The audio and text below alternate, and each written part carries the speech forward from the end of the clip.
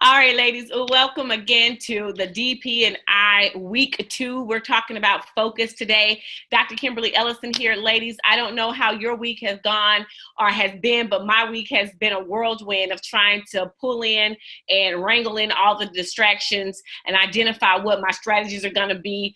Pretty much, I told you on last week when we talked about belief, that you need to be prepared for the fight. You need to be prepared for the warfare that's going to come when you're actually trying to identify what's distracting you, whether it's blatant or whether it is one of those things that's subtle, and you want to make sure you take a look at that. But this week, we are talking about focus.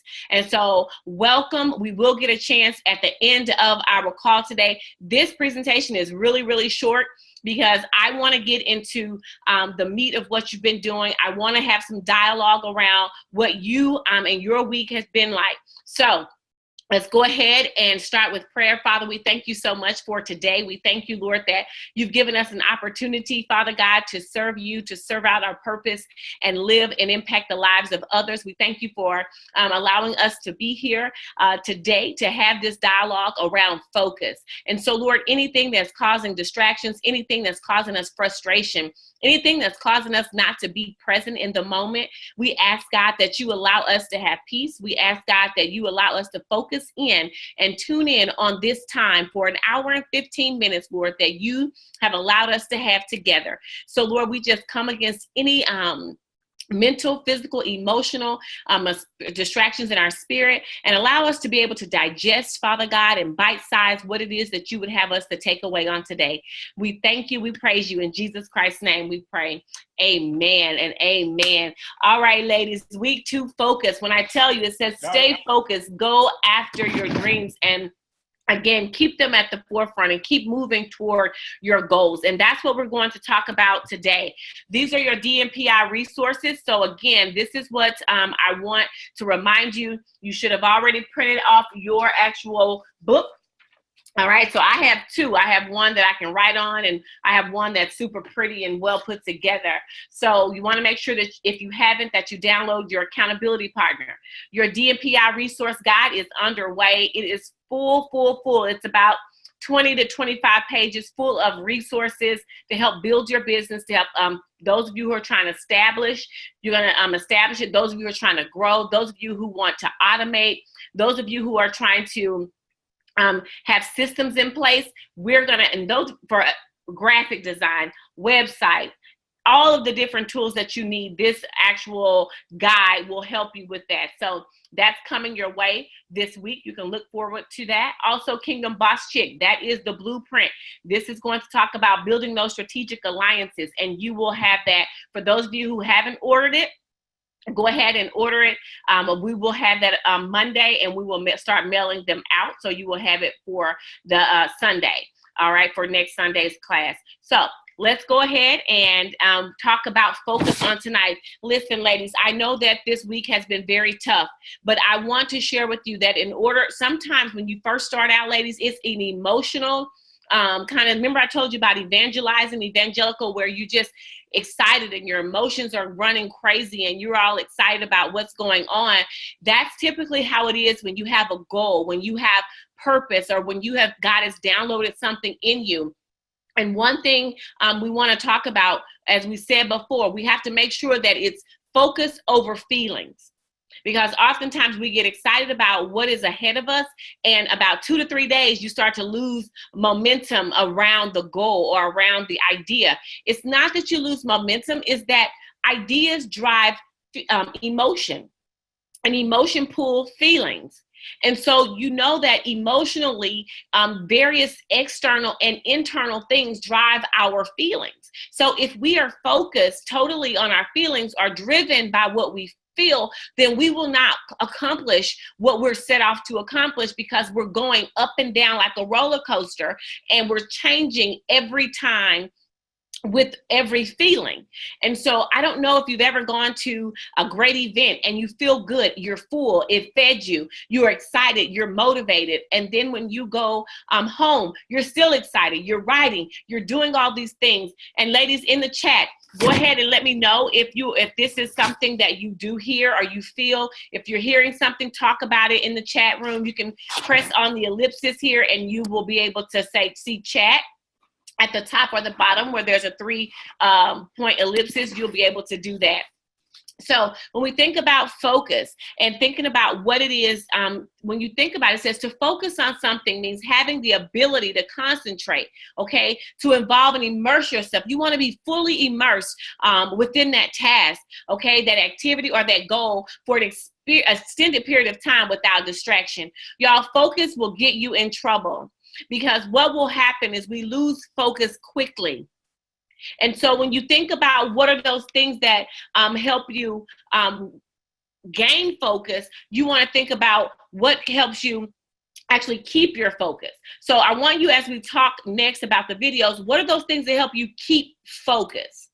And so most of the time it's concentration. For some, you start to concentrate, keep focus, noise. Oftentimes when I'm trying to keep focus, I have to have a little noise. Okay, and so I don't know if some people have to have music. They have to have noise. Some people have to have the television going. So I want you to think about those things that help you keep focus. You see, oftentimes we focus on those things that, where we lose focus. Where is it that help you keep focus? And so for me, it's a quiet space. For me, it's I'm blocking out noise, whatever that thing, turning over my phone so I can't see text messages pop up. So when you're talking about the longevity of focus, ladies, it's not about simply I just have something good, a good feeling that I'm going to go with. It is truly focusing on the task at hand. And so that is what we're going to talk about on today is how do we move past motivation? How do we move past feelings? And how do we maintain our focus? And what do we do? What are those barriers we can put in place where we can keep focus? And then what are those things that will affect our focus? And so I want to start off and I want you to, again, chat and let me know. Yes, she's the one that says, I need background noise in order to focus on what I'm doing. Stephanie says, yes, I have to have a quiet space with soft background music. And these are the things that I want you to start thinking about as you are working on your 30-day and establishing your strategies. Bring those things in. Oftentimes we try to change the whole system.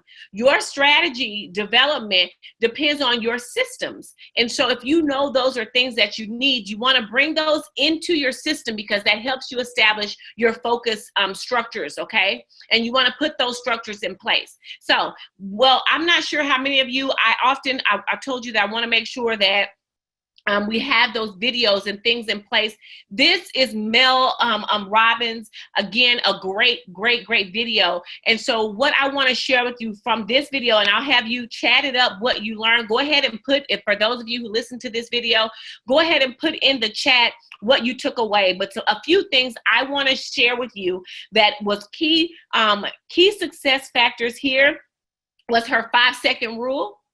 And when we think about the 5-second rule, she talked about whenever you get an idea, we have about 5 seconds before our brain tells us that we can't do it, before our brain sabotages what what just entered into our minds. And so oftentimes what this tells us that your brain will build and your brain will change, whether you like it or not. Your brain will tell you.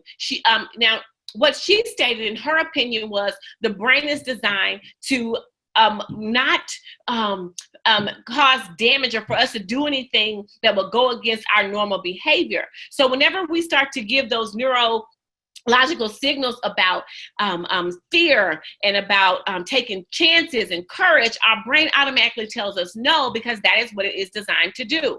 Okay, so what I want to share with you is that your brain will build and change whether you like it or not. So the best thing is it's important for us to build it in the direction we want it to be built. So as it relates to our focus, that means when you're building, if your brain is going to do what you tell it to do, then you want to make sure that you're not listening to every thought about what you can and cannot do. You establish the boundaries and the parameters around what it is that you want to continue to focus on and what you want to accomplish. Focus is powerful, ladies. On tonight, what you focus on is what will happen. When you think about it, our focus is so powerful. You see, what we do, we build our brain around what we focus on. Everything else is just mere thoughts. When you start to focus in and the goal that you're focused in on, by directing your focus, you can change your brain and you can shape it toward what you want it to be. And so what that is, it's spiritual. We're talking about, he says, cast down every high thing exalted itself against the knowledge of God. So what that's telling me, if the word of God teaches us that if we go to God and we ask him and it's in his will and we seek him, he says, we ask, we can have, we seek, we shall find, we knock, the door shall be open. These are all biblical principles that individuals are using, and they're just using them as practical life strategies. What I'm sharing with you on tonight is that by directing our focus. So whenever, I know the last week has been very challenging. If it's been challenging, put it in the chat for me, how challenging this week has been. If it has been challenging, put it in the chat. Because when you think about the challenges and when you think about trying to get structure, you want to make sure that you're gaining focus. How do you do that? Where are you directing your focus? All right. And so a couple of things she stated in the video was she talked about the secret of self-motivation and how motivation is an emotion that's driven by an external or intrinsic function or value, right? But motivation is nothing without motion. Motivation is nothing without motion. And so I want to kind of share with you, when you think about the video, we talked about hack your brain, hack your mind. And James Kiwick, he said,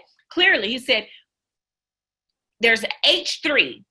I don't know if you all remember, he says H3. Anybody remember H3? Yes, that's right, Dr. Faith. He said H3 it comes in your head first, then your heart, and it moves to your hands. That's right, Dr. Faith. That is it. He says it comes to your head, your heart, and your hands. And so you get an idea. It's infused in your heart. Your heart is the fuel that pumps the ability for you to move and make motion. So when you think about it, ladies, all these goals that you have for the 30 days, these macro purpose and then your goals, even though you have them on paper, even though you wrote your belief mantra, even though you are excited and you're doing your action items, if you are not maintaining focus on the overarching purpose and the overarching goal, and you don't believe it in your mind, and you have not looked and said, okay, what is my why in my heart, my why, and then put your motion behind it, it is merely just going to be an idea. It's going to be excitement, but there will be no action. So I'm here to not just encourage you, but I'm here to help drive you to action. I'm here to help move you to action. There are some ladies who have joined us who in week 1 has already quit. And so I had a chance to see some of them this week, and I said, hey, don't give up. Don't throw in the towel just yet. It's week 1. When we're building structures, it takes time. And so when you're thinking about he says, really hacking your brain, one of the things it says, you win the first hour of your day. What are you doing the first hour of your day? Come off mute, and I want you to start telling me about what are you doing the first hour of your day?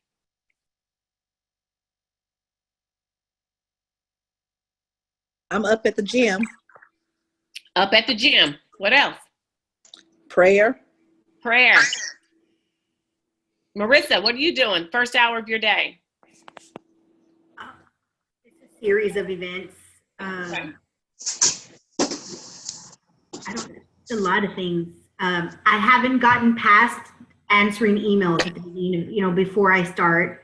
I'm looking at my emails. I'm answering them because I start getting emails like at 5 o'clock in the morning.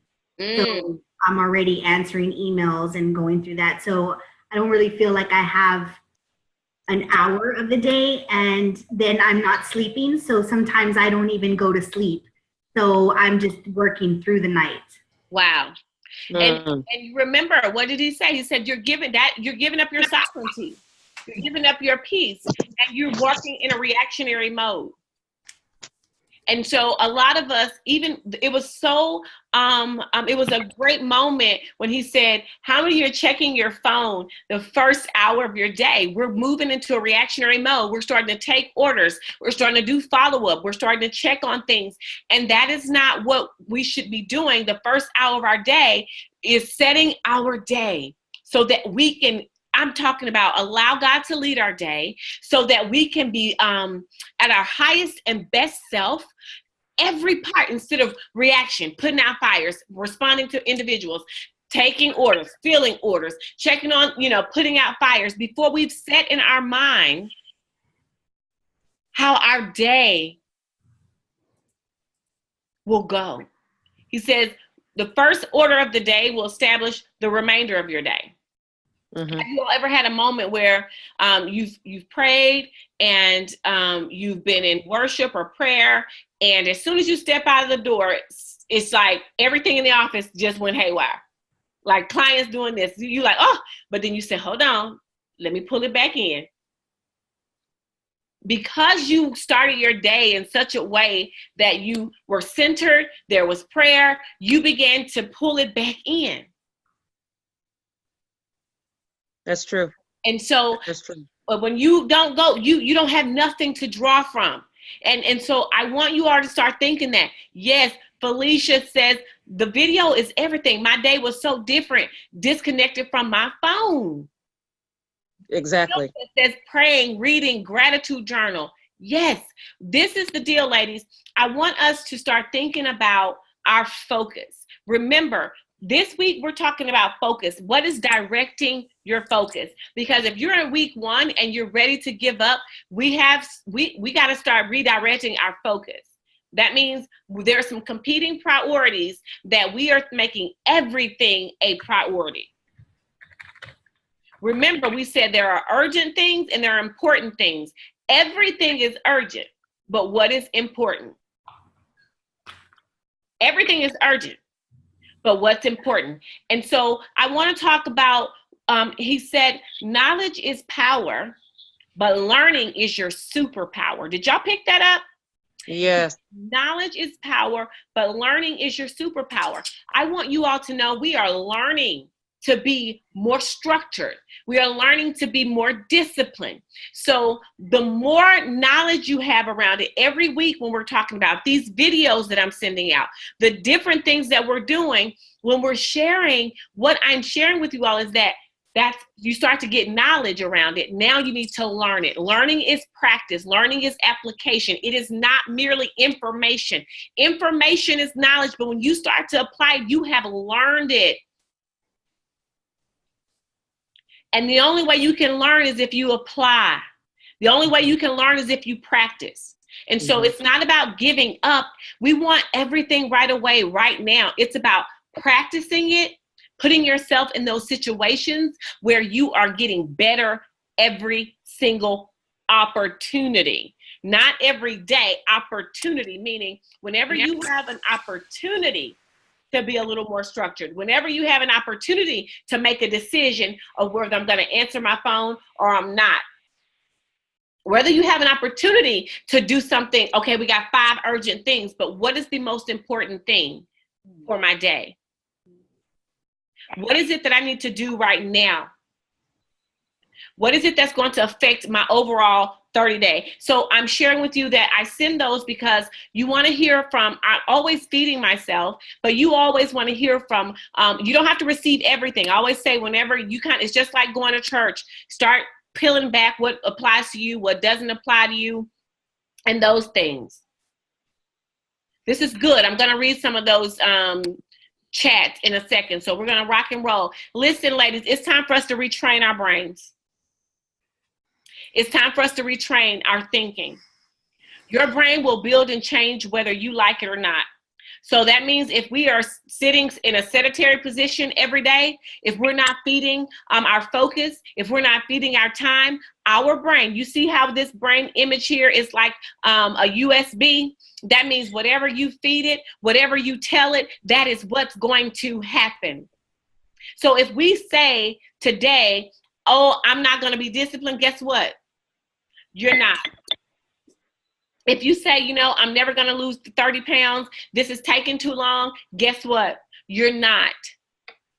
You have to retrain your brain. If you have a bad weekend and you eat fries and a hamburger, so what? The next moment, you get back on that treadmill, you get back in that gym, you call your trainer, you get back at it, and you say, you know what? This is not a sprint. It's a marathon. I'm not going to give up on myself. Let me tell you something. If I ever am at a race and somebody say, between me and the next person, I will always bet on me. I'm going to always bet on me because I'm going to show up every time. And I'm going to give it 110 plus anything else that's in me every single time. I'm going to always bet on me. And that is how critical it has to be for your goals. You need to always bet on you. You need to always bet when somebody here's the deal. We all have a hand we've been dealt. We all have a situation that we've encountered. This week has been an emotional week for me. It has been a spiritual warfare in every direction for me this week. It has been, oh my gosh, I taught 3 classes and spoke and went to 2 events on Friday, 1 on Saturday. And let me tell you, I still show up. It's not bragging on me, but it's about honoring God with my day. It's about establishing those boundaries. It's about not answering this phone. It's about setting my goals and setting boundaries and structure and remaining focused. It's about not giving up on you. Do I want to give up? Oh, absolutely. Several times I'm like, man, I'm not doing that. I'm not going, man, I'm not doing, and I'll give myself 1,000 excuses. And the one thing I love that James said, he said that you need to watch what you say because your brain is taking notes. It's like, watch what you tell yourself because your brain is like documenting everything you say. Your brain documents everything. If you say, I'm not going to pass this test, guess what? Your brain is, you're just sending a system a note. It's like a text message. Girl, I ain't going to pass this test. All right. So just think in terms of that as well. Your brain, you're telling your brain what it is and will not do. So we need to retrain our brain. All right. So what are those things that drive our focus and help us? Here's the thing here. What you focus on is what becomes you. That's it. That's what becomes it, what you focus on. Simple as that. So here are some things, our experiences. Listen, our experiences matters, lady. They matter, and let me share with you. I put in my notes, they matter in the moment and in the way they can change the brain beyond in the immediate moment. So here is the deal. They matter in the moment. Every single experience you have matters in that moment. So what you decide to do, whether you decide to focus on it, allow it to take you out of the game, allow it to put you on the sideline. You have told your brain that this particular experience is greater than the goal. This particular experience is causing me to be a particular way. Now, you're also telling your brain what that experience does to you beyond the moment. Do y'all follow me? Put it in the chat if you follow me. It matters when it happens. And then it'll matter years later. Do y'all understand? So that's how critical your experiences are. If you are not deliberate and conscious of what experiences you are not allowing to shape your thinking, then you are going to just be running around every day off focus. Listen, ladies, I know exactly when anybody that is very close to me know I take good inventory of my emotions. I had, and you all know we lost our first daughter, McCarley. And that is when, that is an experience that really challenged my thinking emotionally. It challenged my emotional stability. And so what actually happened to me, I told God, if you bring me out of this, I do not want to be the same. I cannot go through that type of emotional, it was such an emotional place for me. I said I could never be the same, right? And so I had to focus on being emotionally in tune and what would take me off focus. and how my emotions would come in and what experiences would pull me in a different direction. Okay. So what I'm telling you, I had to be more deliberate about the experiences. I stopped going to baby showers. Me too. And so when you do that, and I'm glad someone said that too. I stopped going at that time because Oh my goodness. the reason I stopped, because that experience triggered an emotion. The emotion took me off my focus, and it would take me out of focus for days. Oh my goodness. Okay. So what I'm sharing with you ladies is, if you know that you're focused on a goal, but whenever you get in this particular environment or an experience that it brings and triggers a different emotion for you and you get off focus, then you need to put a barrier around that. You need to be deliberate. You need to be purposeful about your experiences. You need to go experience things that looks like your goal. I hear a lot of women always say, well, I don't like to go do networking events. They make me uncomfortable. But if you are trying to move and grow your business, you're going to have an experience that's going to be purposeful for that. You're going to have to be uncomfortable. So number one is your experiences. All right. And then you want to move over to family. Your family. These are the things that will take you off focus. This is very sensitive because some people, it's all family 100% of the time. I get that. For me, it's family is first. My family is my first ministry. My family, I get that. But your family can also be your greatest, it can be kryptonite. Amen. It could be kryptonite. And so what does that look like for us? You want to know that I'm not saying don't help. What I'm saying is make sure you're putting structures around family. Choose, I am going to help out here.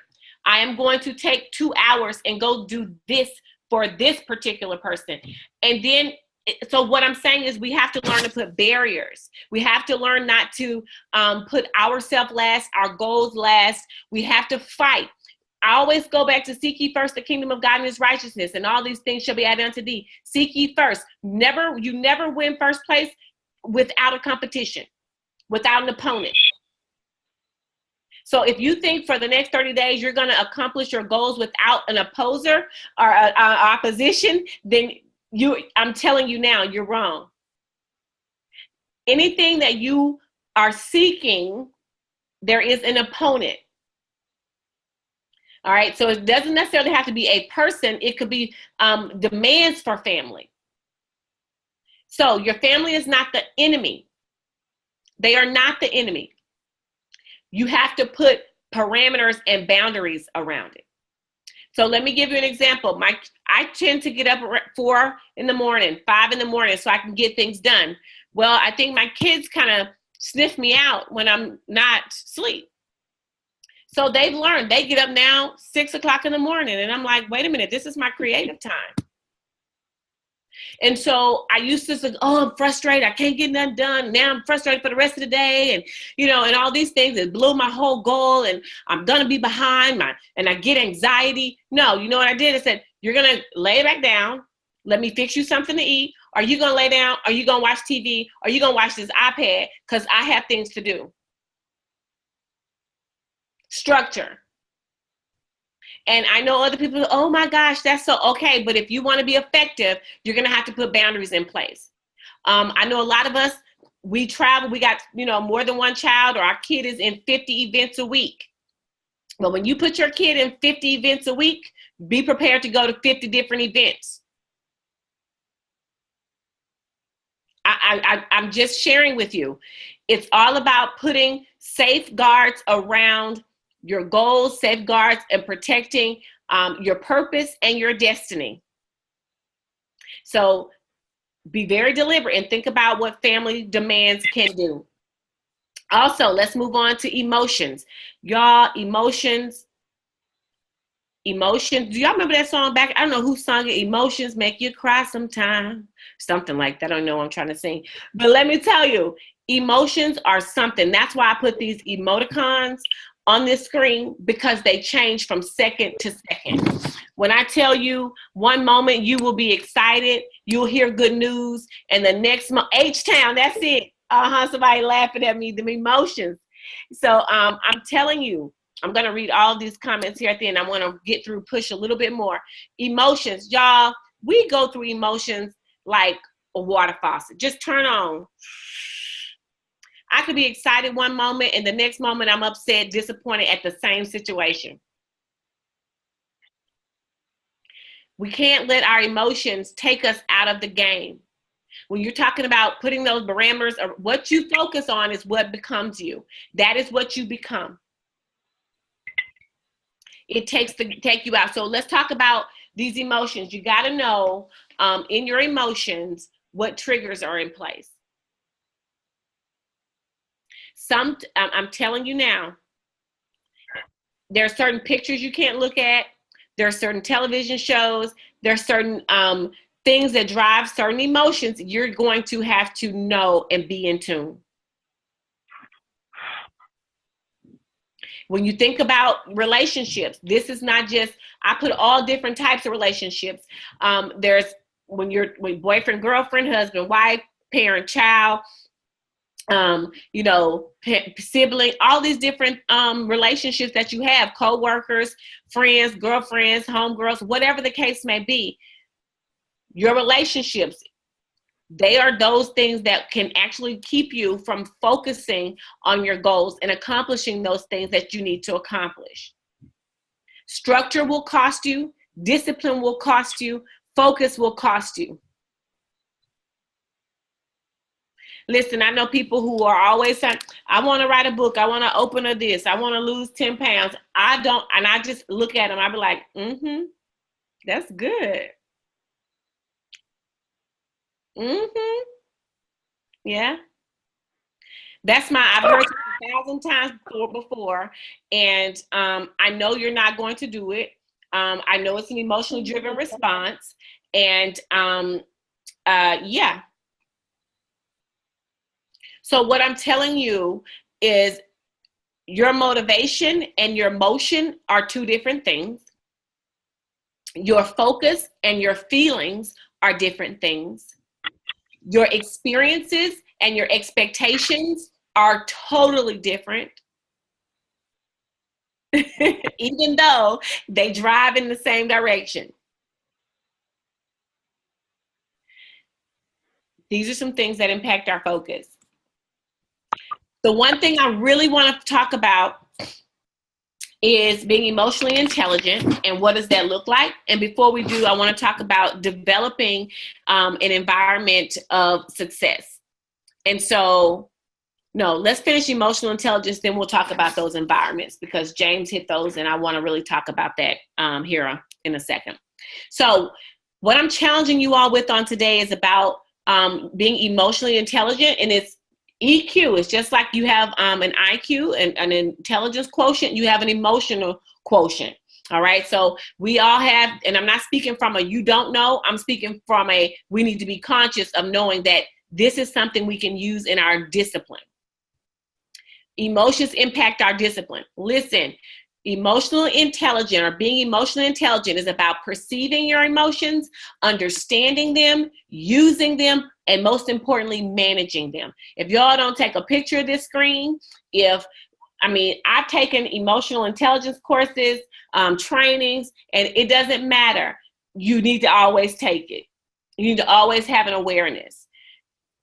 Perceiving your emotions, being very in tune and perceptive around what drives certain things for you. What makes you feel like you're not enough? What makes you feel down? You got to be in tune, not just people, not just experiences, but even your, as women, hormonal. You got to know hormonally when you are at a place and you say, oh, you know what? There's no joke, and this may be TMI, but a certain hormonal time for women, and I can share this with you all, for in particular, I'll start to feel a little emotional. I'm really crying for nothing. And I'm like, what's going on? And I said, oh, being very perceptive. I said, okay, I got to be very careful because hormonally, this is where my body is telling me, and this is what I'm receiving. Got it? Being perceptive, understanding your emotion, really knowing why. And really knowing, because sometimes your emotions will have you off focus. You're like, I'm just so emotional. I can't do it. I don't know. But because you don't know is because you're not in tune. Pay attention to the signs. Pay attention when you're trying to focus and why you can't sit down to write. What's pulling you? Then you want to go using emotions. When you talk about using your emotions, using them to drive you toward your goals, using them to focus in. Now, let me tell you something. When I get, it's something about rejection that drives me to success. And I use that emotion to develop and produce. So when I'm producing at a high level, it's possibly because I've been in a situation that life told me no. Someone told me no.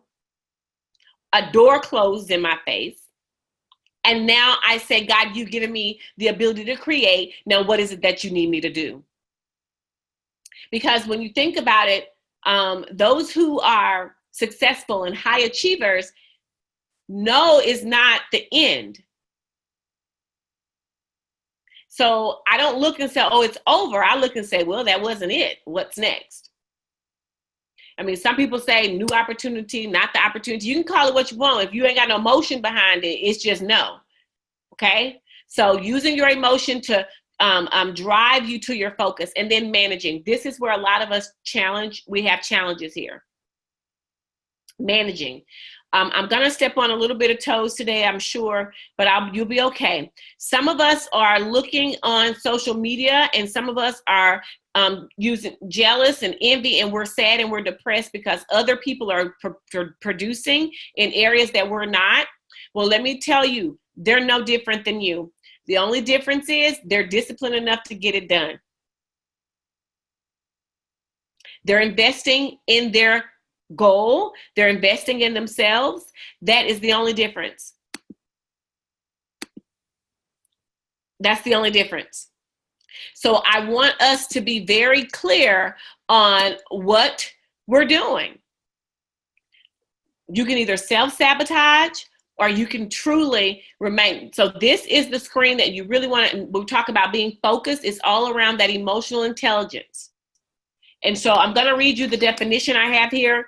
Emotional intelligence is also known as the emotional quotient and emotional intelligence quotient. So you got EQ and EIQ. Now, I'm not going to go deep because we're not in super class today, but it's are you capable? It's the capability of individuals to recognize their emotions and those of others, discern between different feelings, and label them appropriately. Use emotional information to guide your thinking, your behavior, and to manage and adjust your emotions, to adapt to the environment or achieve one's goal. I will put that in the group as well. But just know it's not just about knowing your emotions. It's about being able to discern the feelings and the emotions of others. Think about it, ladies. When you're talking about your goals, what about when you're sharing them with your family members? You need to know when not to share that with someone who does not evoke the same emotion or passion or would like to see you succeed. Why would you share, hey, I'm in a 30-day intensive with a family member who couldn't care less about you being in a 30-day intensive? Because all that's going to do is make you upset, cause you to be off focus. They can't understand. You're trying to make someone understand who's incapable or who don't want to. That's it. Don't cast your pearls before swine. Anita said that. So what I'm sharing with you, ladies, is we are so excited about life that we do all these things and we tell all the, share with all these individuals, and they could care less. Focus over feelings. We're going to move here. So here's some ways we need to focus over feelings. This is called attention strengthening. Listen, just like you do strengthening in the gym, you do strengthening when you're trying to, lift your weights and all this good stuff. You have to strengthen your attention. Where are you placing your attention? Why is it that people, places, and things can drive you from your goals? Why is it that your feelings can take your attention away from the ultimate? If you say that's your purpose and that's your destiny, if you say that you're doing it because you want to show your children, there's another way in your bloodline. If you say you want to open up a gym, you say you want to open up a store, you say you want to you want not just one location, but you want 2, 3 locations, or you want to write a devotional, you want to write a book, you want to, focus more on your time and not be at work every day, then why do you allow things to take your attention so quickly? Attention strengthening. So you want to strengthen your attention in the area in which you know what's taking over. So if you know that this particular feeling drives you, you got to strengthen your attention and pull it on back and say, no, I can't do that, because whenever I look here, I don't complete over there. You got to build your attention strength. The reason why week 1 is so difficult is because we've not yet built our attention strength. It's difficult because we're weak. And it's almost like working out. When we first start working out, it's like, I want to quit. It hurt. The reason why week 1 is so like pulling you is because based on where you are at your level of focus and discipline depends on how you're moving back and forth. So those of you who wanted to quit and you didn't do anything, you need to develop some more strength in focusing your attention on your goal, moving your focus over your feelings. Identify your distractions. How many of you have identified your distractions this week? I've had several calls. I've had several text messages in the group me around newly identified distractions. People didn't even know they were distractions. I mean, people were just putting them in the messenger. They were just putting them in and just saying, oh my gosh, I didn't know I had this. Oh my goodness, this was a distraction. I'm telling you, identify your distractions. Build your willpower. Some of y'all need to be introduced to somebody named Will. And I say that because if you don't have the willpower, that's going to affect you. Willpower is driven by emotion, in the moment, environment, and experience. And I know this is going to sound crazy. I had a moment where I had to build my willpower. Now, I'll tell you this, and I know you're going to laugh, but let me share it with you rather quickly.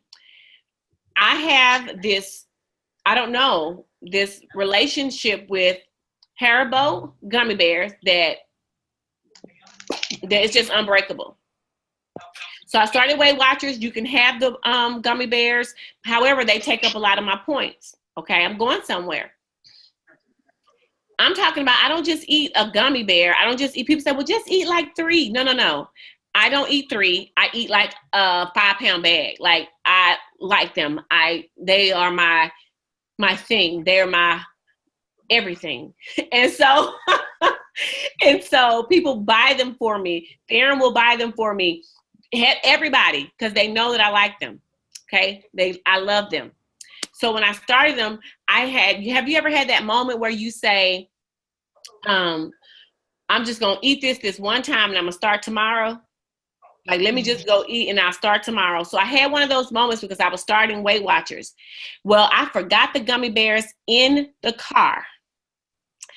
So the next day when I was starting, I was like, oh my goodness, I forgot to eat my gummy bears. Ooh. And I said, nope. I put those gummy bears in the pantry and I left them hanging off a little bit on the side so that every day I walked in there, I could see those gummy bears and I could want them. And every day I could look at them and say, not today. Nope, I'm not doing it. Every single day. And do you know my willpower? I started strengthening and strengthening and strengthening and strengthening. And now I can walk in the store. The gummy bears don't call my name. I can walk around a big old pound bag and I just say, hey, Herbo, let me tell y'all something. You have to build your willpower up to not be defeated by the things that are distracting you. I don't have to have those. That's something I told myself. That was my comfort place. That was my sweet little treat. That was my little, get in the bed and put my cover on and just eat all this sugar. Okay. So what I'm telling you, yours may not be a Haribo gummy bear, but to build your willpower up, you're going to have to face the thing that's telling you on the inside of you that you cannot.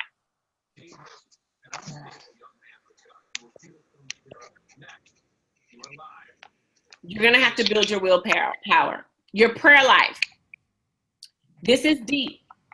I'm not talking about drive-by prayer. I'm not talking about jump out the bed, Lord, thank you, Jesus, in the name of Jesus. Thank you for the day. Bless my family in the name of Jesus. Wash my face. I'm going to go. Okay? I'm not talking about driving in a car. Lord, I thank you for your day. No, those are great. We want, be in Christ, our mind in Christ Jesus. And we want to make sure, all day we want His presence. He's Jehovah Shammah. We want to make sure He's present. He's there all day, every day. However, if you are trying to change something in your life, it begins in your belief. Your belief begins in your spirit.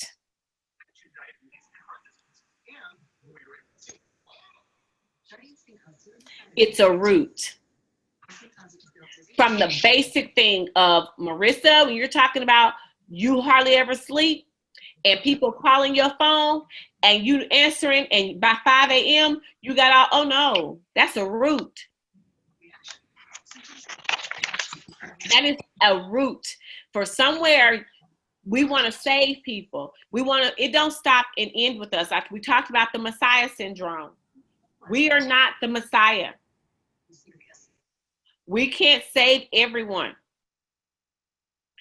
What you have to, and I said this today to someone I was talking to, you can't save nobody if you're not here. So your prayer life, and I'm talking about really asking God, what season am I in? Lord, what direction? Lord, I need discipline. Help me to develop the willpower. Like you have to, if you're talking about losing weight, I remember, and several people, I know several women, even in this group, that have lost weight and done transformation, and they use prayer as the vehicle to drive their faith. Your prayer life and communicating with God. That sometimes this week I was saying, Lord, I don't, and I'm being honest. It was prayers this week that I prayed where I literally said, I walked in the pantry. I was not on my knees. I had a class to teach at 6 o'clock and my kids, Farron was out of town. I had all this stuff. And I said, I walked in the pantry and I was near tears. And I said, Lord, send your angels. I need them.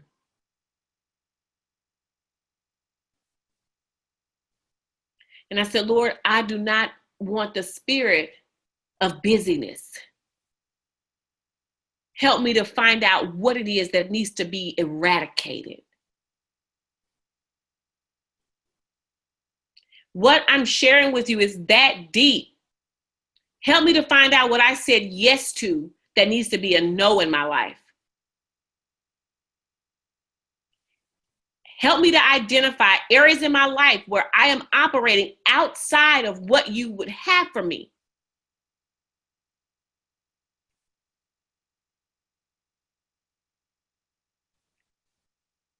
And be at peace with it. Purpose. Everything goes back to purpose. That's why I had you create your macro. What is your overall purpose? If we're doing things that are outside of our scope of our purpose at 50+% of the time, then you're operating outside of purpose.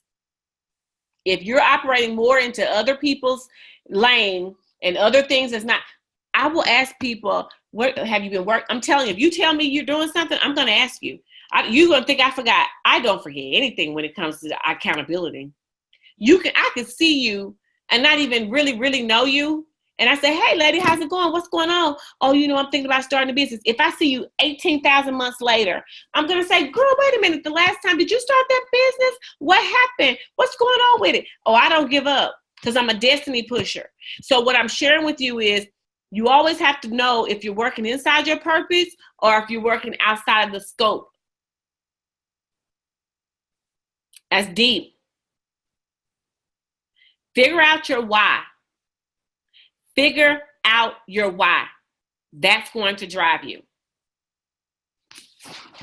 So I want to get to our progress and update. This is where you all come off mute and I go over the actual comments in the chat room, but I want to share something with you and I want you all to chime in. We're talking about the environment of success, and this was really huge. Setting up your environment for success. If you're working in quadrant 1, 2, quadrant 3, or 4, and you've not yet set up your environment to succeed, then we want to establish that going forward. So for those of you, I think Jude had posted today about her food for today, and she meal prepping. Those are great triggers. Keep those going. That is called an environment of success.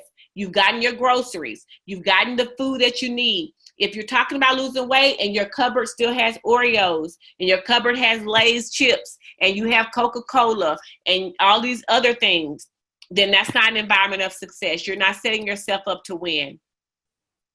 You're setting yourself up to fight battles that are not, no, you don't have to. Okay?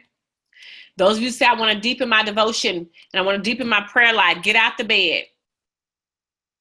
You're telling your brain that you're in a rest mode. You're tricking yourself. Oh, I get in the bed and I just sit up here and I just study my Bible and, set your environment up for success. Get out of that bed. That's where you rest. This is before his video. Get up out of that bed. I get sleepy when I say my prayers because you probably saying them on the side of your bed because that's how we was raised. And you getting sleepy because you getting ready to get in the bed. Take you a pillow and get in on the floor, on the bathroom, or take with your little vanity, or take you a pillow and go in the family room with everybody. Whatever the case may be, get outside of the bed. Set your environment for success. We're talking about some of y'all check emails all day long. Stop connecting them emails to all your personal emails. Separate them so that you'll know what's coming in personal and what's coming in business. For me, I used to check this phone, and Heather and I be talking on this phone 4, 5 o'clock in the morning, 3 o'clock, she be sending me stuff. And it's just at some point, I just don't answer. And she won't answer. And I know then, okay, that won't be until tomorrow. So what I've done is I don't do nothing. My prayer, my praise, my worship, and being fed in the morning. Establishing my day. I'm talking about for real, not no drive-bys. Establishing my day. And then I start answering. Because I don't know if you ever answered an email or open something and it's a downer. Are you upset? You can't even get in prayer. You can't even get in focus because you're mad already. So environments of success. Think about those triggers, change your environment, and you want to make sure you do that. Let's come off and let's talk about your week. Come off mute. I want to talk about the good, the bad, the ugly. This is Tamika. Yes, The good was I have done some of the things, but not everything. And with that, like you were saying, the devotional, getting up, that has been the struggle to get up out of the bed. So, and do it. Studying has not been an issue, but that getting up out of the bed because it's cold, because I like to sleep in the cold. So just little things like that has really been a struggle. And being deliberate during that time, not getting off my Bible app, or like you said, getting the Bible in my hand versus using the app, because with the app, your text messages are coming, all your notifications. So you check out of that. So that's really been the struggle. So this week I am going to take notes of what's in my devotion before I go to bed and set that spot up so that I can get up in the morning and come to it versus trying to do it all in the morning, like setting up that environment before I go to bed. So it's good. Set that environment up. We all know that it's difficult. Some of us, even if you have a very strong, think about it. Those of you who have a strong prayer life, you are intercessor, think about it. Think of the struggle that comes with an environment if you don't set that up. So now think of if you do not have that practice, how much of a struggle it'll be. All right, let's talk about it. For me, the good was being able to see everything that I've completed or accomplished or got through for the week. But I'm not a planner. I don't have a good time management. So for me to lay goals out and to see that I've did some of them was the good. Oh, that's good. The bad was me not getting no sleep. Wait a minute. Tell us about this. What? Yeah, my husband snores very bad. Okay. Faith can attest to that. Okay. I'm usually in her inbox, sending her a recording of how am I supposed to sleep with this? Okay. Well, he has a machine and everything that he's supposed to use, but sometimes he just feel like he don't have to use it, and I just don't get no sleep. So I had a couple of rough days this week where I didn't get any sleep, and I end up sleeping my day. Like I didn't get up until 2 or 4 because I didn't even open my store because I had to get sleep. So I felt a little defeated because I wasn't able to do everything that I had planned to do. And it literally jacked up my whole week, not just a couple of days. It literally messed up my whole entire week. Okay. So how are you able to set up an environment of success around that? Does earplugs work? Does the little phone things work? You know how you get the... What I've been doing is just sleeping downstairs on the couch. I'm taking the power from him to say, oh, you know what you need to do to help me sleep, and just moving to sleep elsewhere. Because that's not sustainable.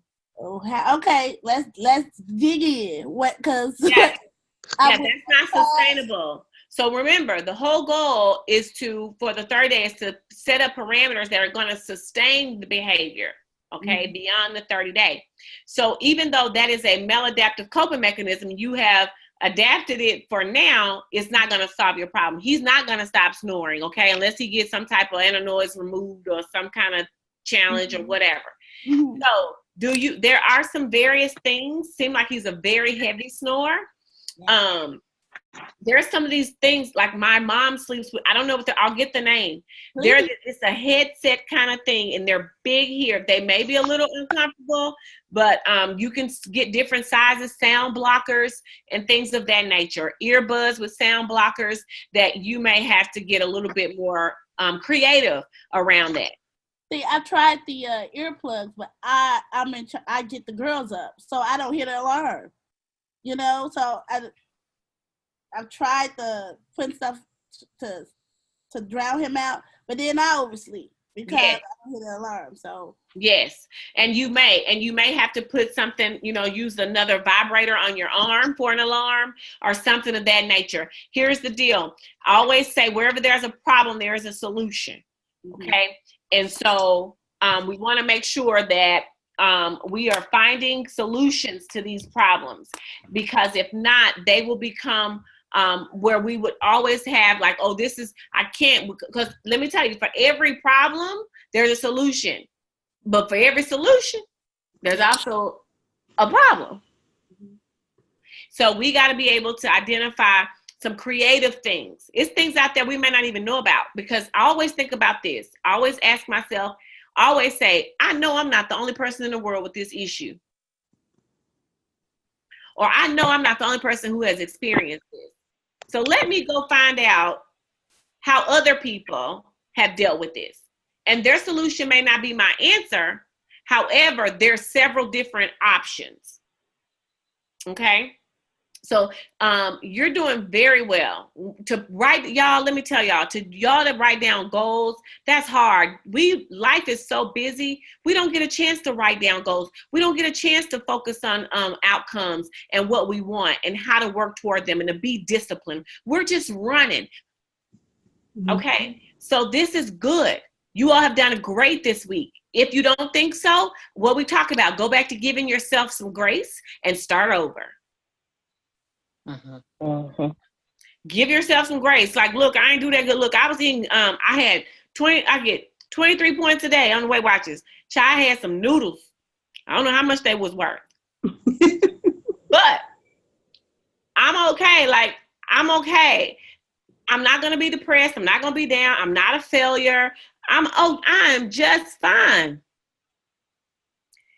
Give yourself some grace. Start it again. Try a different solution. That's that emotion. Remember, emotions take us off our focus. Experiences take us off our focus. Here we are. See, now this is the real life. Now what we've learned, we're talking about. All right, some of the other challenges this week. I've had a pretty good week. Challenging but good. Can y'all hear me? Make sure. Okay. This 30 days could not have started at a better or worse time for me because it forces me to have to be disciplined in some areas. My 9 to 5, I'm an educator. This is the end of the grading period, which means I've now got to submit grades for 97 students. Okay. And usually I'm waiting until honestly the last night, morning of, and I'm trying to rush and grade everything, but I'm proud of myself because of time blocking this past week. Okay. I finished grading for 3 of my classes already. That's done. So I only have 2 other classes I have to finish grading. So that was a success for me, and it made me use the strategies. It made me have to say, no, you're not going to, scroll Facebook because you said from this time to this time you're going to grade and make sure that that's done for your students. So that I was forced to have to use the strategies and be successful this week. The difficult part, sleeping. I like to sleep, and writing out my plan every day. No, you're not going to be able to say, you know what, I'm not going to right now. I'm just going to take this 2-hour nap. No, that's not an option. You have to stick to your plan. My environment for success, and then I'll be done talking, because I am working to rewrite my proposal. I said I want to have that done by the end of the 30 days. Well, it's not going to help, Dwelanda, if the books that you have to read are on the bookshelf but not in front of you. So now I've taken everything I need off the bookshelves. They're in my bag. They're at work with me. They're at, they're in my study area, so that I have to pick them up and I have to engage for the time that I say I'm going to every day. Where do you read? Where? Mm-hmm. I have my own little study area at home. And so I've got my desk and my bookshelves and everything in here with me. And so that's my place where I can turn on some music because I need noise. So I can turn on a little bit of music and read and focus there. And then at work, I have my planning periods. So when my students are out of the room, that's my time where I can, because my planning period is about an hour and a half. So I can take about 30 minutes to do some reading, and then I use that hour if I have meetings on campus or if I have to do some grading and actual. Okay. So you take them books out that bag. Yes, ma'am. Because I didn't carry books around too, and I didn't read them. I just and it made me feel really good.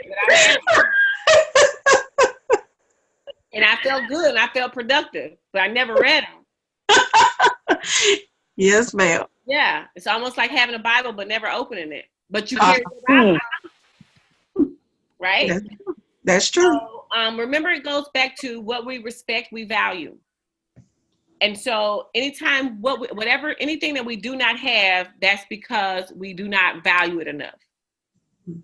And so if we do not respect it enough, and that means it's not high enough on our value list. Right. And so what we're learning is that either we need to find a way to make it a belief for us so that we can have it as a value, or B, we need to gain some respect. There it is. That's so good and true. And one of the challenges, I had some problems in the workforce years ago. I was about early 20s. And one of the directors who I respected, I had a problem, and she was like, she was hardcore. She was just like, okay, well, tell me this. She said, on a scale of 1 to 10, how important is it to you? And I was like, it's like a 5. She said, well, we can stop talking because you'll never do it. And I was like, what you mean?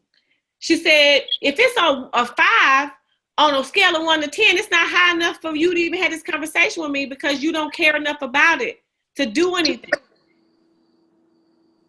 So you have to move it up on your prioritization list. So what I'm sharing with you all, your goals and the programs that you all are looking to roll out and the brands that you're all looking to change, and the books you're looking to write and all this kind of stuff, if it's a 5 on your prioritization, like I want to get rid of this baby belly at the bottom of my belly, but I can tolerate it. And what did we say last week? What you tolerate, you won't change. Oh, Lord. I'm gonna keep wearing peplums. I'm gonna keep wearing, high waist skirts and sucking in my back hurting because I can tolerate it. So whatever we can tolerate, we will not change. If you can tolerate a relationship that's unhealthy, guess what? You will not change. Felicia said I just killed her. Me too. My goodness. I'm just being honest, ladies. Ooh, you're slaying us. Think about it. Think about it. That's the truth. That's the truth. That's the biggest lie we tell ourselves. I'm gonna do it. No, you're not. If you can tolerate it, it's almost like a toothache. You're gonna wear that toothache out. You're gonna get as soon as you get that numbing medicine. Look at Dr. B and Dr. Faith, like, Dr. Faith is a oral surgeon, Dr. D is a general dentistry as well. And they over here looking like, yep. But think about it. That tooth could be hurting, and you get that medicine, get that antibiotic in your system. Child, you ain't worry about that tooth no more. You ain't going back to the doctor till it hurt again. That's right. So what I'm sharing with you all, ladies, it has to be more than just an emotion or motivation. It has to be on your prioritization list. It has to move. If it does not move, you're not going to be focused on it. You got to be when I tell you, I will fight you for my purpose. If I think you coming for me, you can talk about me, you can talk about my mama, you can do whatever you want to, but if you come for my purpose, we gonna fight with everything in me. So what I'm telling you is it has to be that deep. God, you said, well, God gave me this brand. God told me to work I'm supposed to work with women. I'm supposed to, I have this store as a ministry. I have it. Well, I can't tell because I don't know what you doing. So it's about more than just motivation. It's about motion. Okay, Dr. B, I think you were having something to say earlier. I saw you talking. I think you couldn't get off mute quick enough. You're on mute. Well, you're not, but I can't hear you. Turn it up some.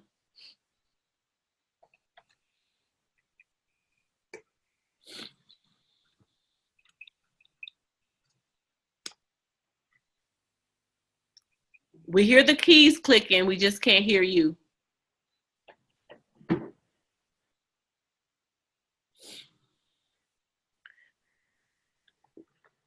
No.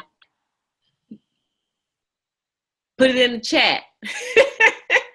While you're figuring that out, I'll move to someone else so we can, for the sake of time, but put it in the chat if you can. All right, who else? How's your week going? Anybody? I want to hear from someone who you ain't started yet. You still. Hey, Kimberly? Yes.